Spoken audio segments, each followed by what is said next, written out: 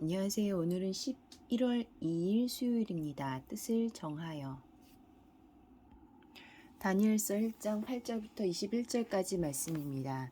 다니엘은 뜻을 정하여 왕의 음식과 그가 마시는 포도주로 자기를 더럽히지 아니하리라 하고 자기를 더럽히지 아니하도록 환관장에게 구하니 하나님이 다니엘로 하여금 환관장에게 은혜와 긍휼을 얻게 하신지라.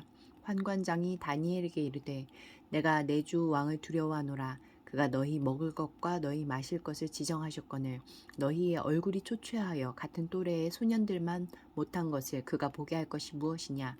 그렇게 되면 너희 때문에 내 머리가 왕 앞에서 위태롭게 되리라 하니라.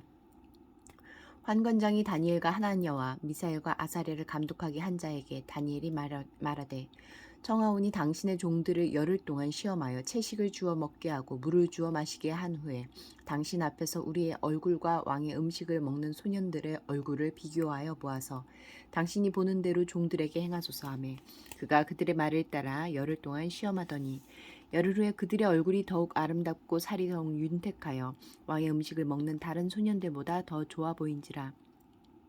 그리하여 감독하는 자가 그들에게 지정된 음식과 마실 포도주를 제하고 채식을 주니라. 하나님이 이 네 소년에게 학문을 주시고 모든 서적을 깨닫게 하시고 지혜를 주셨으니 다니엘은 또 모든 환상과 꿈을 깨달아 알더라. 왕이 말한 대로 그들을 불러들일 기한이 찼으므로 환관장이 그들을 느부갓네살 앞으로 데리고 가니 왕이 그들과 말하여 보매 무리 중에 다니엘과 하나냐와 미사엘과 아사랴와 같은 자가 없으므로 그들을 왕 앞에 서게 하고 왕이 그들에게 모든 일을 묻는 중에 그 지혜와 총명이 온 나라 박수와 술객보다 10배나 나은 줄 아니라. 다니엘은 고레스 왕 원년까지 있으니라.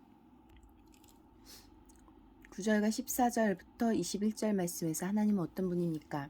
부르신 백성이 부름받은 대로 살아갈 수 있도록 도우시고 그들의 필요를 채우십니다.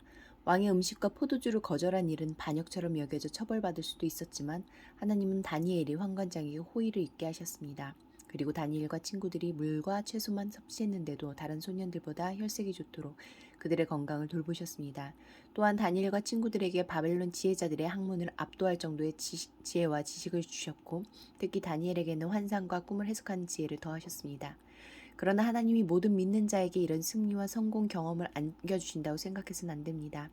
하나님이 다니엘을 특별히 보호하시고 높이신 것은 그가 바사 제국 시대까지 생존하면서 하나님의 이상을 보고 기록해야 했기 때문입니다.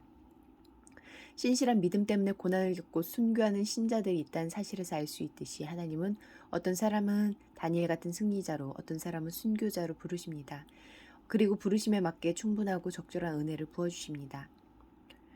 8절 말씀에서 나에게 주시는 교훈은 무엇입니까? 하나님을 부정하는 세상에서 하나님의 백성으로 살려면 손해와 피해를 무릅쓰고 세상 질서와 통념을 거스르는 용기가 필요합니다. 다니엘은 율법을 어기며 왕의 음식과 포도주로 대표되는 바벨론의 풍요를 누리기보다는 성공할 기회를 잃더라도 하나님의 말씀대로 살기로 결심했습니다. 비록 몸은 바벨론의 포로로 있지만 정신은 바벨론에 예속되지 않았습니다. 하나님의 백성답게 살기 위해 뜻을 정하여 거부해야 할 세속의 통념, 관습, 시대 정신은 무엇입니까? 11절부터 13절까지 말씀에서 나에게 주시는 교훈은 무엇입니까? 하나님을 부정하는 세상에서 하나님의 백성답게 살려면 대안을 찾고 제시하는 지혜가 필요합니다. 다니엘은 자신의 요구가 환관장의 목숨을 위태롭게 할 수도 있다는 것과 자신의 요구가 받아들여지려면 왕 앞에서 자신과 친구들의 혈색이 좋아야 함을 알았습니다. 그래서 다른 사람도 위험에 빠뜨리지 않고 왕의 음식과 포도주도 먹지 않을 수 있는 대안을 제시했습니다. 하나님의 뜻대로 살겠다는 지향을 포기하지 말고 그리로 가는 더 나은 길을 찾아봅시다. 기도하시겠습니다. 공동체를 위해서는 하나님이 부르신 삶의 자리에서 하나님의 뜻을 따르게 살게 하소서. 열방을 위해서는 유럽으로 많은 이민자와 난민이 유입되는 상황을 통해 유럽 교회의 재부흥이 일어나고 유럽의 교회들이 새 시대의 새 일을 감당하는 교회로 세워지도록 함께 기도하시겠습니다.